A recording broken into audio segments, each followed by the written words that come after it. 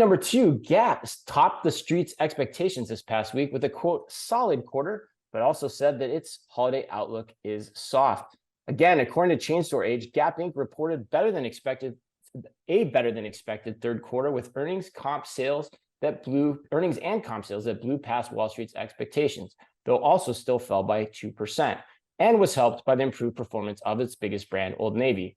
Here is the performance breakout by brand. Old Navy positively comped at 1%.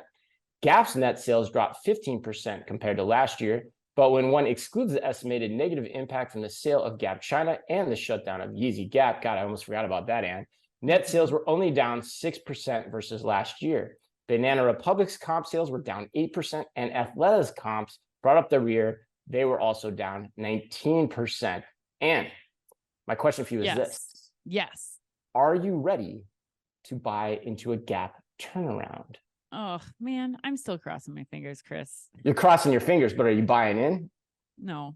No? Here's the deal. No. Two things have to happen for me to actually get on board with this. Dick Dixon needs to start pulling out some Barbie-like magic out of a hat to really make this brand relevant again. And I don't think that this announcement, like you told me yesterday, like he's only been in role for a few months. So we really need to start seeing him like actually the results of some of his work. And I think people are putting a lot of eggs in the whole Barbie Mattel basket here and thinking that that's going to help. But you have some serious declines across multiple brands. Yeah, you do. That are going to really need some support. The second thing I think is Old Navy, against all odds, for somehow they need to continue consecutively comp positively. They've got to have this year over year over year. And each quarter it's like down 1%, up 1%. It has been at least. And I dug a little bit more into Old Navy, and this comes from the team at The Best One Yet, but they said that Old Navy is 55% of the Gap brand sales and the number 2 U.S. apparel retailer. So are they in position to maintain this positive 1% comp? I was also not aware, but Old Navy apparently has done this, and they stopped discounting last quarter. So they still saw a 1% increase in sales when they were cutting back on discounting. So I think if Old Navy can continue to hold the brand up, that we might continue to see some of this. But I mean, this was the biggest jump that they've seen in Gap stock since it came on the stock market this last quarter. So I think that's telling for me, like, you really got to push this momentum. And I don't know if that's possible, especially with the soft customer that we're seeing, or like soft consumer sentiment that we're seeing when it comes to spending this time of year. Yeah. I mean, what do you think? Like, you're the Gap expert.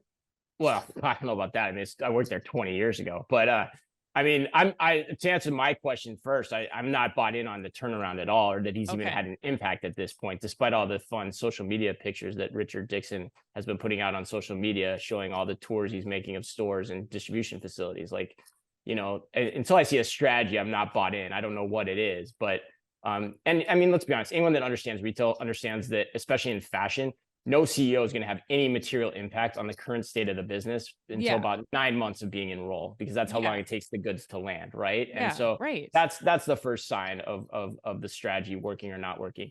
Your points about Old Navy are dead right, though. I mean, Old Navy's always been the strength. Like, there's been talks about spinning off Old Navy before. Right. That's right. You know, and so, like, I think that's still a very solid business. Probably buoyed by the fact that back to school is very strong, and back to school appears strong across the board for everyone, with the possible exception of Target, which we talked about last week. Abercrombie had incredible results from the back to school season as well. So there's some industry uptick here that was to be expected. Now, will it hold for the fourth quarter? That'll be the big question. But I think Old Navy is still very strong. But those other 3 brands, I mean, especially like Banana and Athleta, man, they're struggling. So yeah, we got to see more. We got to see a plan in place. He says he's going to take Banana more upscale, which is probably something that I would agree with in part and parcel.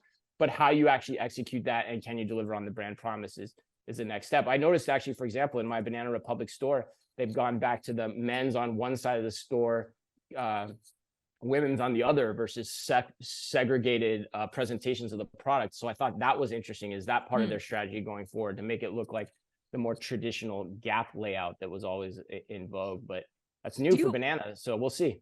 What do you think about Old Navy, Chris? Like, do you think that they have Old Navy has been a huge component of Gap's or a huge part of why Gap stock is doing so well. But what has to be true for Old Navy to continue down a path to success to really buoy the rest of the brands until that comeback can happen?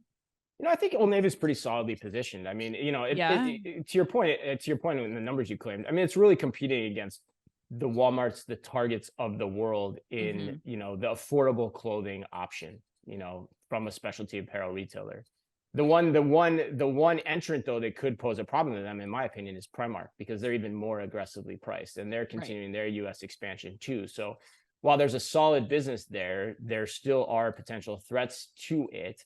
So I think, as long as you've got good merchandise, great value, great pricing, you're hitting those key moments in the season in the right way, the business can still flourish, but you've got to come up with a defensible strategy and, of course, continue to make your experience as omni-channelly relevant as possible.